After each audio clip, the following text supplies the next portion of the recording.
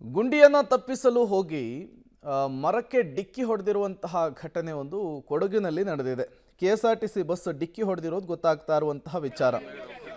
ಪ್ರಯಾಣಿಕರು ಗಾಯಗೊಂಡು ಸರ್ಕಾರಿ ಆಸ್ಪತ್ರೆಯಲ್ಲಿ ಟ್ರೀಟ್ಮೆಂಟನ್ನು ಪಡಿತಾ ಇದ್ದಾರೆ. ಕೊಡಗು ಜಿಲ್ಲೆಯ ಪೊನ್ನಂಪೇಟೆ ತಾಲೂಕಿನ ದೇವರಾಪುರದ ಬಳಿ ಆಕ್ಸಿಡೆಂಟ್ ಆಗಿದೆ. ಮೈಸೂರಿನಿಂದ ವಿರಾಜಪೇಟೆಗೆ ಬರ್ತಾ ಇದ್ದಂತಹ ಬಸ್ಸು ದೇವರಪುರದ ಬಳಿಯ ರಸ್ತೆ ಗುಂಡಿಯನ್ನು ತಪ್ಪಿಸ್ಲಿಕ್ಕೆ ಹೋಗಿ ಈ ಆಕ್ಸಿಡೆಂಟ್ ಆಗಿರುವಂಥದ್ದು. ಪ್ರಯಾಣಿಕರು ಮುಂಭಾಗದ ಗ್ಲಾಸ್ ಏನಿರುತ್ತೆ ಅದರ ಮೂಲಕ ಹಾರಿ ಕೆಲವರಿಗೆ ಹೊರಗೆ ಬಿದ್ದಿದ್ದಾರೆ. ಕಾಲೆಲ್ಲ ಮುರಿದು ಬಿಟ್ಟಿದೆಯಂತೆ. ಈ ಘಟನೆಗೆ ಸಂಬಂಧಪಟ್ಟಂತೆ ಗೋಣಿಕೊಪ್ಪ ಪೊಲೀಸ್ ಠಾಣೆಯಲ್ಲಿ ಪ್ರಕರಣ ದಾಖಲಾಗಿದೆ. ಯಾರು ಗಂಭೀರವಾಗಿ ಗಾಯಗೊಂಡಿದ್ರು ಅವರನ್ನು ತತ್ಕ್ಷಣಕ್ಕೆ ಸ್ಥಳೀಯ ಆಸ್ಪತ್ರೆಗೆ ಶಿಫ್ಟ್ ಮಾಡುವಂತಹ ಕೆಲಸ ಕೂಡ ಆಗಿದೆ. ಸ್ಥಳೀಯರು ಮತ್ತು ಪೊಲೀಸರ ಕಾರ್ಯಾಚರಣೆಯನ್ನು ಮತ್ತೊಂದು ಕಡೆ ನೀವು ಗಮನಿಸ್ತಾ ಇದ್ದೀರಿ.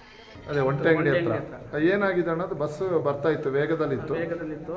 ಮತ್ತೆ ಅಲ್ಲಿ ಗುಳಿಗಳಿದ್ವಲ್ಲ, ಅದನ್ನ ಅವಾಯ್ಡ್ ಮಾಡೋಕೆ ಹೋಗಿ ಒಂದು ಗುಳಿಗೆ ಬಿಟ್ಟು ಗಾಡಿ ಓಕೆ ರೈಟ್ ಕೇಳ್ಕೊಂಡಾಗ ರೈಟ್ಗೆ ತಗೊಂಡು ಬಸ್ ಗುಳಿಗೆ ಬಿದ್ದ ತಕ್ಷಣ ಆರಿ ಮರಕ್ಕೆ ಗುದ್ದಿತ್ತು.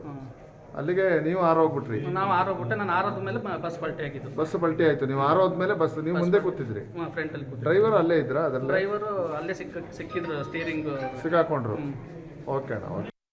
ಮೈಸೂರಿಂದ ಎಷ್ಟು ಗಂಟೆಗೆ ಬಿಟ್ರಮ್ಮ? ಮೈಸೂರಿಂದ 5:45ಗೆ ಬಿಟ್ವಿ ನಾವು. 5:45 ಇಂದ ಬರ್ತಿರ್ಬೇಕಾದ್ರೇನೆ ಅವ್ರದ್ದು ಡ್ರೈವಿಂಗ್ ಪ್ರಾಪರ್ ಇದ್ದಿಲ್ಲ. ಅಲ್ಲಿ ಮೈಸೂರಲ್ಲಿ ಏನೋ ಇಶ್ಯೂ ಮಾಡ್ಕೊಂಡು ಬಂದಿದ್ದಾರೆ.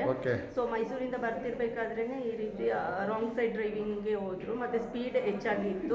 ಸೊ ಅದರಿಂದ ಈಗೆಲ್ಲ ಆಯ್ತು. KSRTC ಬಸ್ಸಿಗೆ ಎಲ್ಲಿ ಡಿಕ್ಕಿ ಹೊಡೆದ್ರು? KSRTC ಬಸ್ಗೆ ಮೈಸೂರಲ್ಲೇ ಡಿಕ್ಕಿ ಹೊಡೆದ್ರು. ಅದೇ ಮೈಸೂರು ಎಲ್ಲಿ ಅಂತ? ಮೈಸೂರು ಆಕ್ಚುಲಿ ಇಲ್ವಾಲದ ಹತ್ರನೇ, ಸ್ವಲ್ಪ ಅಂದ್ರೆ ಸಿಟಿ ಒಳಗಡೆನೆ.